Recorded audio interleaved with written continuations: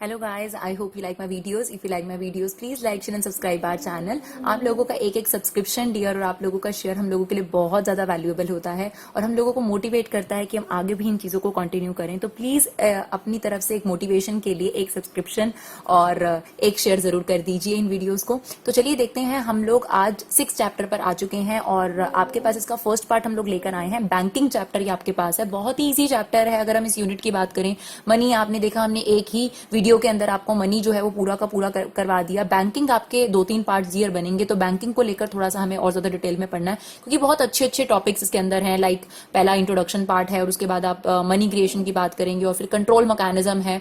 बहुत ही बढ़िया बढ़िया टॉपिक है, तो उनको समझना बहुत ही जरूरी है। तो सबसे पहले हम बात करते हैं ये कमर्शियल बैंक क्या होते हैं। आज हमारा टॉपिक है कमर्शियल बैंक क्या होते हैं और वो क्या फंक्शंस हमारे लिए परफॉर्म करते हैं। देखिए, सबसे पहली बात तो इनके आगे कमर्शियल वर्ड क्यों लिखा गया है।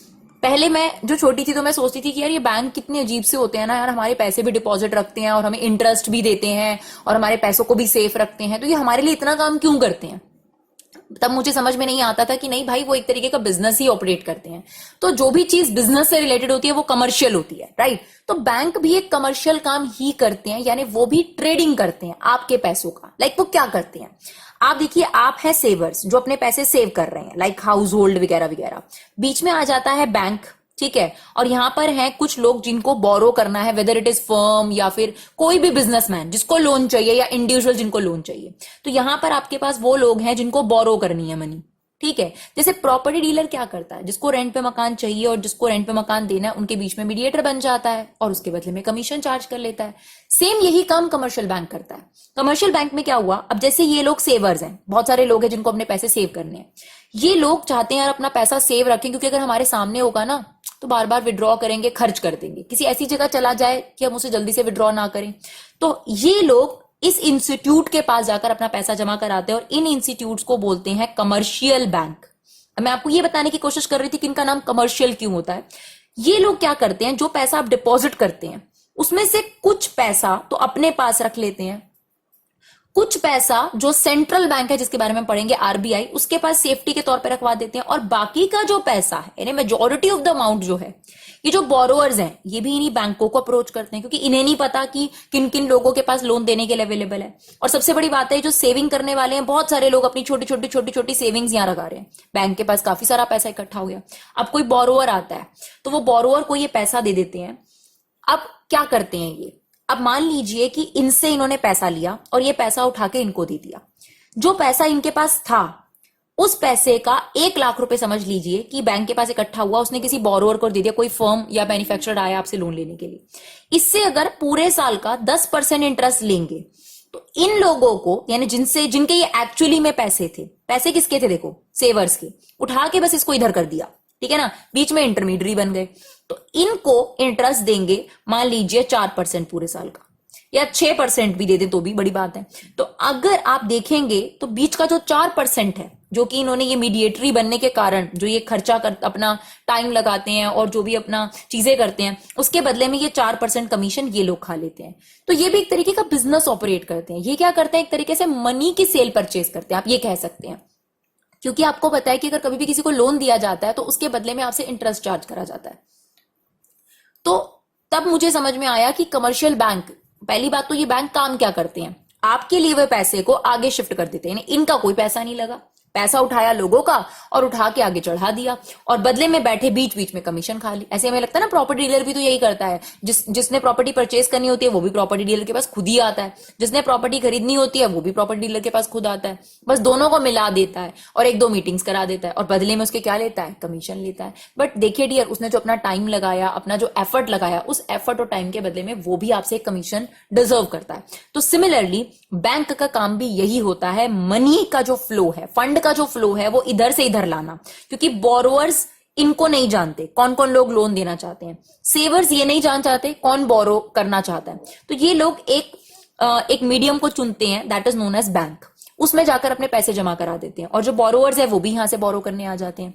तो कहीं ना कहीं आप ये कह सकती हैं, they are doing a business, ठीक है, फंड ट्रांसफर का। ठीक है, सेविंग से बोरोअर की तरफ, राइट। और इसके बदले में बीच में इनकम जनरेशन का काम करते हैं, मनी जनरेट कर देते हैं, ठीक है। जहां पर इन्होंने अपने 1 लाख रुपए लगाए, उस 1 लाख रुपए में अब इनको पैसे भी तो मिल गए, 6% इंटरेस्ट समेत भी तो मिल गया, तो 1,06,000 रुपए हो गए, इनके लिए मनी क्रिएशन हो गई, 4,000 आपके पास यहां पर भी बच गए।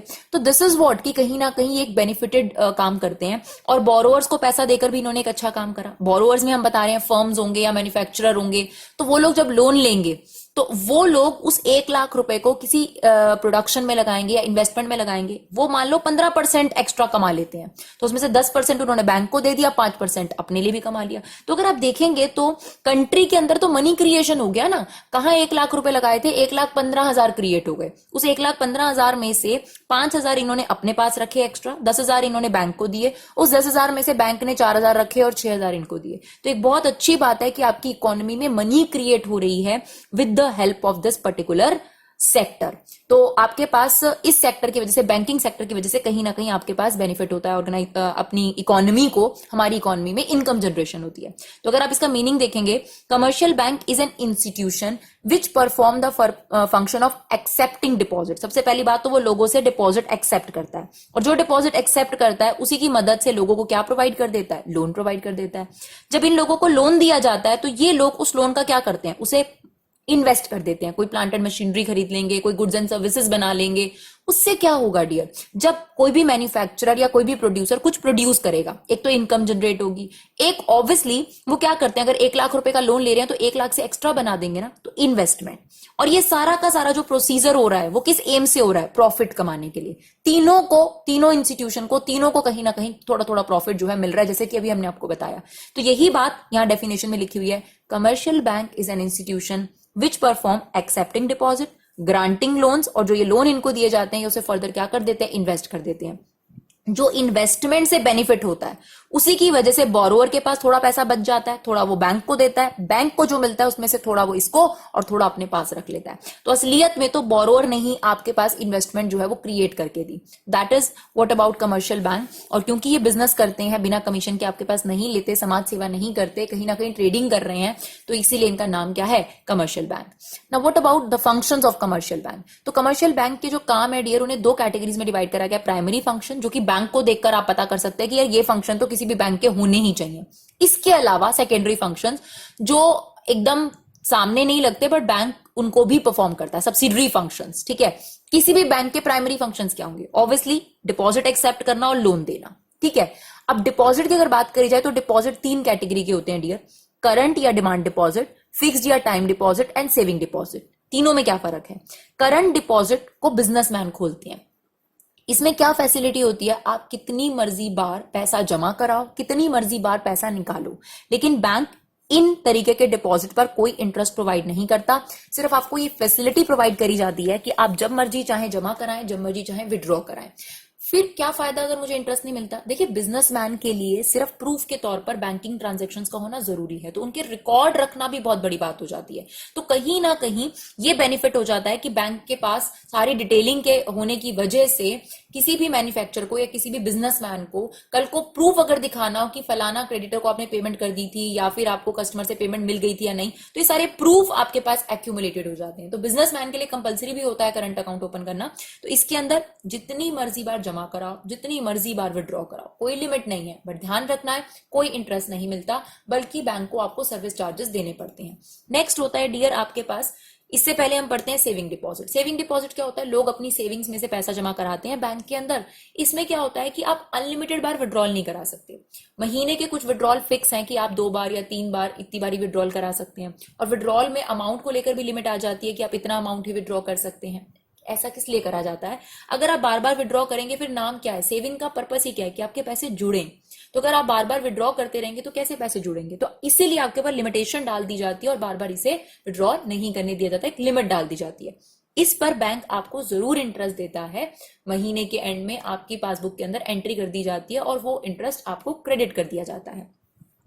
इन दोनों अकाउंट की एक खासियत है, इन दोनों अकाउंट में आपके पास चेक के थ्रू आप पेमेंट निकलवा सकते हैं। चेकेबल डिपॉजिट्स हैं ये, यानी आप चेक लिखकर इनसे पैसा विड्रॉ कर सकते हैं। व्हाट अबाउट फिक्स्ड और टाइम डिपॉजिट? इसमें क्या होता है डियर, आपने अपने पैसे को 2 साल के लिए, 5 साल के लिए या 6 साल के लिए फिक्स्ड करवा लिया। आप नहीं चाहते कि आप उन्हें विड्रॉ करें, क्योंकि अगर सेविंग अकाउंट में भी है तो भी आपको पता है कि महीने की कुछ तो ट्रांजेक्शन हैं जब आप विड्रॉ कर सकते हैं, तो आप बार बार विड्रॉ कर लेते हैं। बट यू वांट कि ना मेरे को अपनी पढ़ाई के लिए बाहर जाना है या मुझे कुछ भी और बिजनेस करना है, तो उसके लिए मुझे एक फिक्स्ड अमाउंट रखना है, मैं ये पैसे 4 साल बाद या 5 साल बाद विड्रॉ कराना चाहता हूँ, बीच बीच में विड्रॉ नहीं कराना चाहता। तो ऐसे केस में आप अपने अमाउंट की एफडी करवा लेते हैं। आप लोगों ने सुना होगा, that is known as time deposit और फिक्स्ड डिपॉजिट। टाइम डिपॉजिट इसलिए क्योंकि इसमें टाइम फिक्स करा जाता है 5 साल या 7 साल या 8 साल। सबसे ज्यादा इंटरेस्ट बैंक आपको एफडी पर ही देता है। क्यों? क्योंकि आपने फिक्स्ड कर दिया, बार बार विड्रॉ नहीं कर रहे, बैंक को भी पता है कि ये आपके पास अमाउंट है। बट कई लोगों के दिमाग में क्वेश्चन ये आता है कि अगर मैम हमने 5 साल की एफडी करा ली तो क्या हम बीच में पैसे विड्रॉ नहीं करा सकते? बिल्कुल करा सकते हैं, इसको एफडी तुड़वाना कहते हैं। आप जाएं, आपको एक डॉक्यूमेंट प्रोवाइड करा जाता है, वो आप सरेंडर कर दीजिए। लेकिन ऐसे में क्या होगा डियर, जो आपको इंटरेस्ट मिलना था काफी अच्छा खासा, वो इंटरेस्ट आपका मारा जाएगा, आपको उतना इंटरेस्ट नहीं मिल पाएगा। तो सबसे ज्यादा इंटरेस्ट की अगर हम बात करें, सबसे ज्यादा इंटरेस्ट आपको फिक्स्ड डिपॉजिट में मिलता है, सेकंड आपको सेविंग डिपॉजिट में, एंड करंट डिपॉजिट में तो आपको कोई इंटरेस्ट मिलता ही नहीं है। बात करें एफडी की, तो ये चेकेबल डिपॉजिट नहीं है, यानी आप जब मर्जी चाहें इसमें से चेक के थ्रू पैसे नहीं निकाल सकते, क्योंकि अभी अभी आपको बताया कि इसमें आपका फिक्स्ड अमाउंट के लिए deposit, fixed amount and fix time period के लिए आपका डिपॉजिट फिक्स हो जाता है, राइट। उसके बाद आता है लोन्स वगैरह के बारे में अगर हम बात करें, तो लोन्स में क्या है डियर, 3 तरीके के लोन है। कैश क्रेडिट, कैश क्रेडिट में क्या होता है, जो आपके पास शेयर्स या डिबेंचर्स या बॉन्ड्स वगैरह होते हैं, उनको आप सिक्योरिटी के तौर पर रखवा कर अगर आप लोन ले लेते हैं, तो that is known as cash credit, ठीक है। सेकंड क्या है, डिमांड लोन। डिमांड लोन जैसा कि इसके नाम से पता चल रहा है, ये लोन आपने बैंक से ले तो लिया, बट ये लोन ऐसा होता है कि जब भी बैंक का मन करेगा बैंक आपसे वापस कर लेगा, यानी जब भी वो डिमांड करेगा, जब भी वो कॉल करेगा, आपको ये जो पैसे हैं बैंक को वापस करने पड़ेंगे।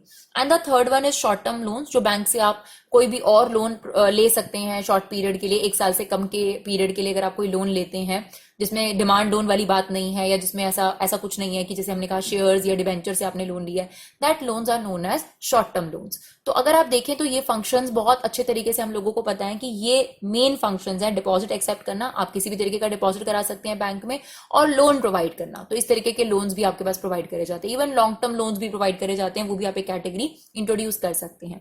तो these are primary functions of the bank. Now what about secondary functions? तो सेकेंडरी फंक्शंस को हमारे पास 4 कैटेगरीज में डिवाइड करा गया है। सबसे पहले हम बात करते हैं overdraft facilities, OD facility, that is overdraft facility. इसके अंदर क्या होता है डियर, जो करंट अकाउंट होल्डर्स होते हैं उनको एक फैसिलिटी दी जाती है, या फिर कोई भी और बैंक अकाउंट, कई बार क्योंकि जो प्राइवेट बैंक्स होते हैं वो थोड़ी बहुत फ्लैक्सिबिलिटी के साथ ऑपरेट करते हैं, तो ऐसे केस में अगर कोई भी बैंक आपको एक लिमिट से ज्यादा विड्रॉल करने को ऑप्शन देता है, लाइक अगर फॉर एग्जांपल कोई बैंक आपको कहता है कि आपके बैंक में बेशक 50,000 रुपए हों, लेकिन आप 1.5 लाख रुपए तक विड्रॉ कर सकते हैं, यानी आप 1 लाख तक ऊपर विड्रॉ कर सकते हैं, तो ऐसे केस में जो आपने ओवर एंड अबव पेमेंट निकालने की फैसिलिटी आपको बैंक ने दी है, that is known as OD facility या फिर ओवरड्राफ्ट फैसिलिटीज। तो एक तरीके से ये लोन ही हुआ देखा जाए तो, बट इनको एक अनदर टर्म में बोला जाता है ओडी फैसिलिटीज, और इसको कम से कम पीरियड के अंदर आपको वापस भी करना होता है with in trust definitely. Second is discounting bill of exchange. तो 11th क्लास में आप लोग पढ़कर आए हैं, अगर बिल्स ऑफ एक्सचेंज की अगर आप बात करें, अकाउंटिंग चैप्टर आपने पढ़ा होगा, तो उसमें आप लोगों को पता है कि जनरली क्या होता है कि अगर मान लीजिए कंपनी ने गुड सेल करे हैं बहुत सारे कस्टमर्स को, ठीक है, अब सबने उधार पे माल खरीदा है, तो हमारे पास बिल रिसीवेबल्स एक्यूमुलेट हो गए हैं।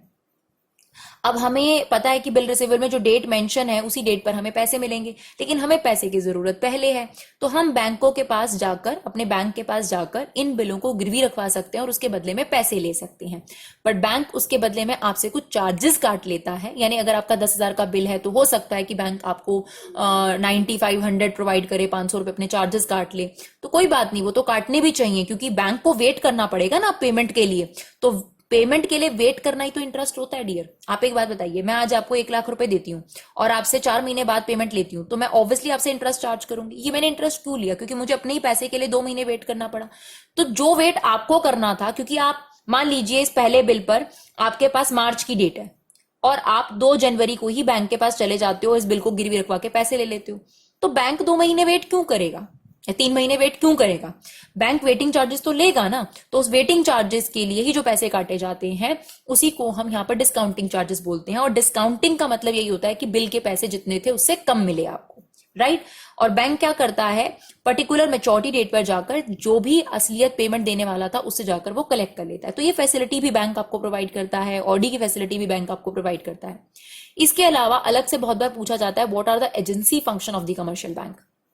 तो एक एजेंट के तौर पर भी जो कमर्शियल बैंक है वो आप लोगों के लिए काम करता है। क्या करता है एक एजेंट के तौर पर, फंड ट्रांसफर की फैसिलिटीज आपको प्रोवाइड होती है। लाइक अगर आप देखिए जो कोविड का टाइम है, इस टाइम क्या हो रहा है कि एक बैंक से दूसरे बैंक में अगर आपको पेमेंट करनी है तो ट्रांसफर आसानी से हो जाता है, बैठे बैठे घर बैठे ही आपके एक बैंक से दूसरे बैंक में ऑनलाइन ट्रांसफर हो जाती है, एक जने की पेमेंट दूसरे पेमेंट पे चली जाती है। तो this is the facility, transfer of funds. Second, collection and payments of the various items. आप अगर बैंक को एक ऑर्डर मेंशन कर दें, एक लेटर मेंशन कर आया जाता है, उसमें बैंक को बताया जाता है कि एक पर्टिकुलर पेमेंट, मेरे डिविडेंड कलेक्ट कर देना या मेरे इलेक्ट्रिसिटी के बिल पे कर देना, ऐसे एक आप लेटर उनको देकर आते हो और उस लेटर में आप उनको एक अथॉरिटी दे देते हो कि आप हमारे अकाउंट से ये पर्टिकुलर पेमेंट जो है वो एक पर्टिकुलर डेट पर कर दीजिए। तो जैसे कई बार आपने देखा होगा कि कई लोग बैंक के साथ इलेक्ट्रिसिटी बिल, वाटर बिल या टेलीफोन बिल को अटैच कर देते हैं। तो क्या होता है कि बैंक आपके बिहाफ पर पेमेंट कर देता है और आजकल आपको एसएमएस आ जाते हैं उस चीजों के लिए। तो ये फैसिलिटी भी बैंक आपको प्रोवाइड करता है, यानी आपके बिहाफ पर अगर आपने कुछ कलेक्ट करना है या आपने कुछ पेमेंट करनी है तो वो भी आपके बिहाफ पर कर देता है।